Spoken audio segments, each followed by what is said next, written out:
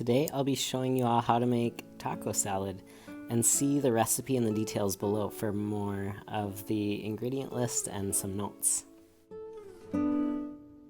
So first we're going to start off with the dressing, which is mainly veggie oil, some salt and sugar, some ketchup, and a little bit of cayenne, but I might not put so much of that in since my kiddo's gonna have some. And if you have any kind of jar, container, an old salsa jar that you cleaned out, anything like that, goes really well for just putting it all in and shaking it up. So first we're gonna do 1/4 cup ketchup, or sometimes I do a little bit less than that. You know what? Maybe this is a 1/4 cup. Here, maybe I'll just make it. Here, so we're gonna do, this should be about a 1/4 cup of ketchup, and then we're gonna do 2/3 of a cup of veggie oil. If you have cups, it works well to measure, but I make this recipe a lot, and so I kind of like to just eyeball it, but I do measure the salt because I never want to do way too much of that. Or you can always do a little bit at a time and then taste it and see how that is. See, I left a little bit in there to see if it's salty enough, and then we'll go from there. Oh, this might not have been the best idea.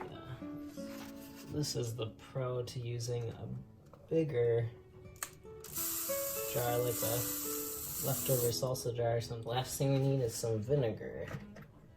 So we just need a 1/4 cup of vinegar. I like to keep in mind a 1/4 cup is usually 3 tablespoons. So if I don't have a measuring cup, or if I just kind of don't feel like pulling a measuring cup out, that can be a good way to measure.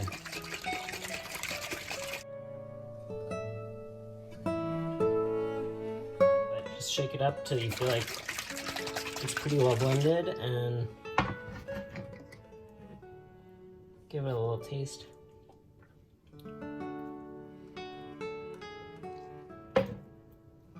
That's pretty good. Probably could use the rest of this salt after all. So then you got your dressing. You can just put that in the fridge till you're ready to eat.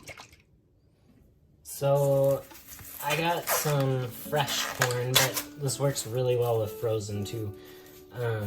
So I'm just gonna shuck this, and then we're gonna get back to chopping it off and frying it up. So if you got frozen corn, which admittedly is a lot easier, just disregard this part, and just pull out the frozen corn. You don't even have to thaw it or anything. But if you're using fresh, you just want to kind of try to feel for where the kernel meets the corn.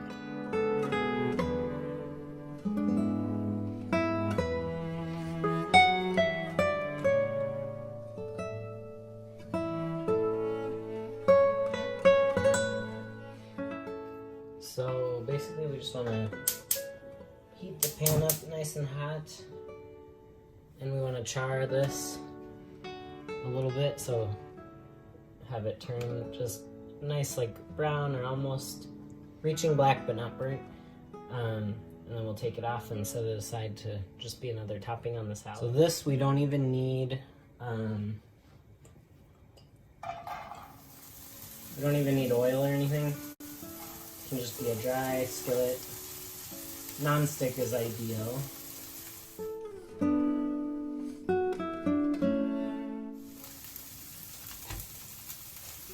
Gonna chop the onion up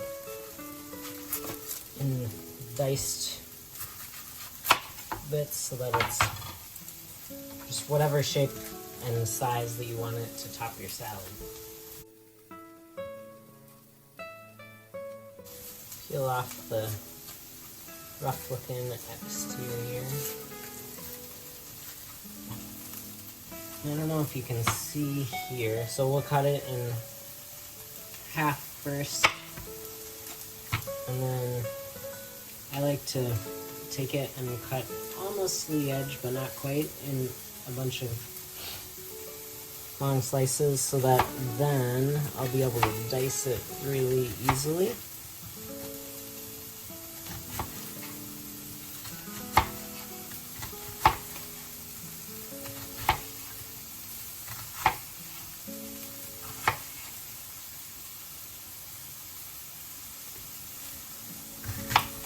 And if you see, it's all a nice dice.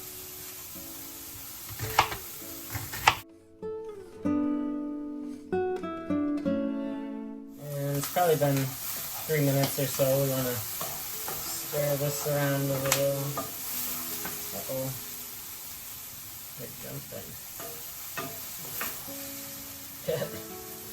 You're a little more careful than me, I guess. So, let's see if I can show you. I don't know if you can see, some pieces are getting like a little char on them. So since I turned them over, we'll let those be for another few minutes. I'll move these to a bowl. And like I've probably said before, this is one of those things that really lends itself to like whatever you got that sounds good is probably going to be good in this. Pretty much any veggies that you can dice up and put on top, anything else you want to fry up in. Peppers you could add in here and that would be good. Thought about adding some green onions, but didn't grab any. So you can kind of give these as long as you like. As you can see, there's a little bit of char there. Mostly not black, but that nice kind of golden. So I'm just going to toss these back in the bowl they started in so that they'll just be a topping when everything else is ready. Other than cleaning up some of the cutting board stuff, this is pretty much like one pot. You can cook most of the stuff in the skillet here, so that's one of the nice things about it too. So now we'll get our beef and beans prepped. So now we're gonna heat the pan back up, just kind of a medium heat. Add a little bit of veggie oil or any oil that you've got that you want to use. And this will look a lot like ground beef, but not exactly the same since it's technically made from plants. But it cooks very similarly, as you'll see. So right now, if you were making beef, just cook it like you usually would to brown it for like tacos or anything else. So just cook it till it's basically cooked enough to eat.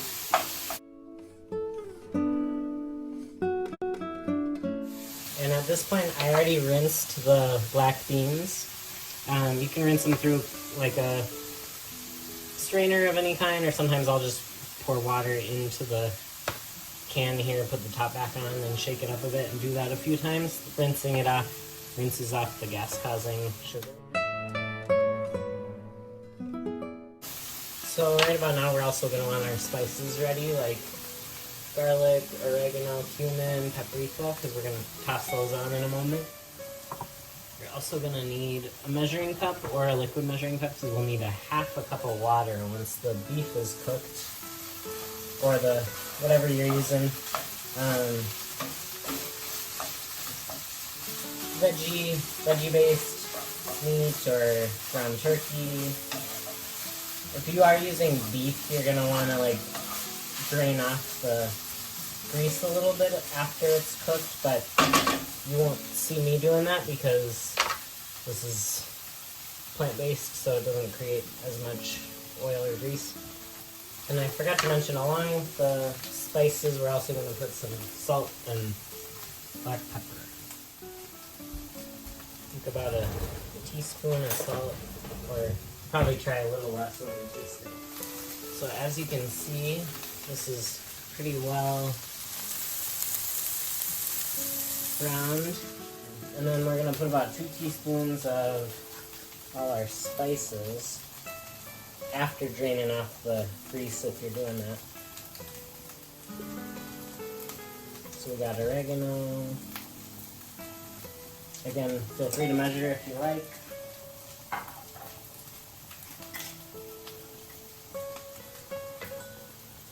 Cumin.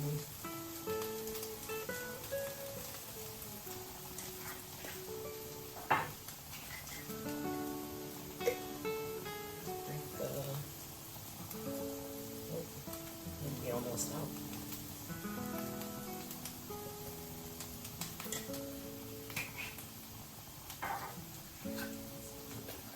actually just use garlic instead of garlic powder, but you can use either.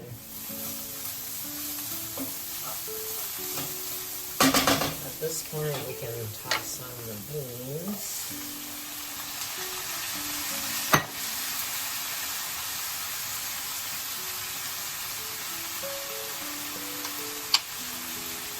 Salt, pepper.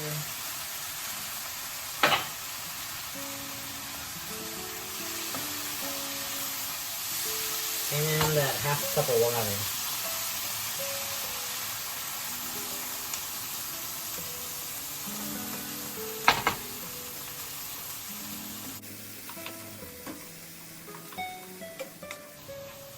Like I said, I didn't put all of that teaspoon of salt because I feel like it's a little too much.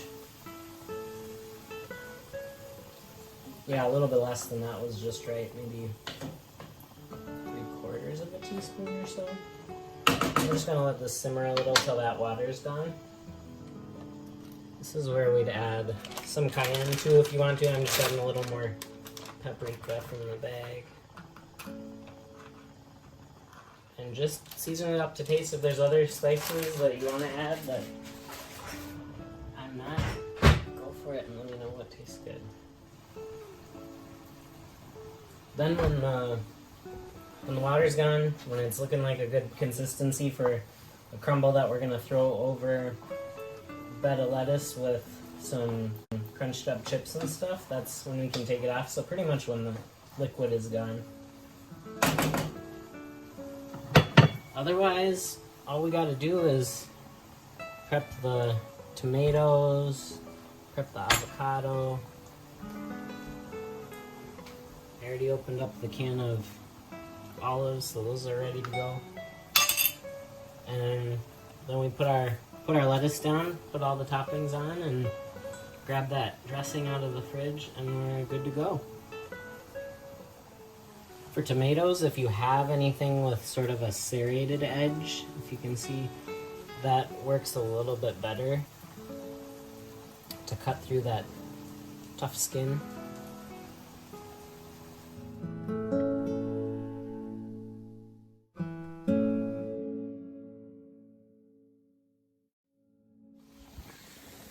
So as you can see, all the liquid is gone. It's looking good to go. So that's really all there is to it. We just want to crunch up some chips on top at the end if you like, and throw everything on however you like. Sometimes it's good with sour cream, shredded cheese, if you have green onions instead of red onions, or even yellow onions would be good. What else? Yeah, that's most, I mean, if you got some salsa you want to throw on, but that Catalina dressing that we made is super simple with stuff you usually have around, and it adds a lot of good flavor, so you probably don't even need something like salsa. And add as much cayenne as you like if you like a little more spice. I think that's it. Enjoy! Now all we have to do is try it.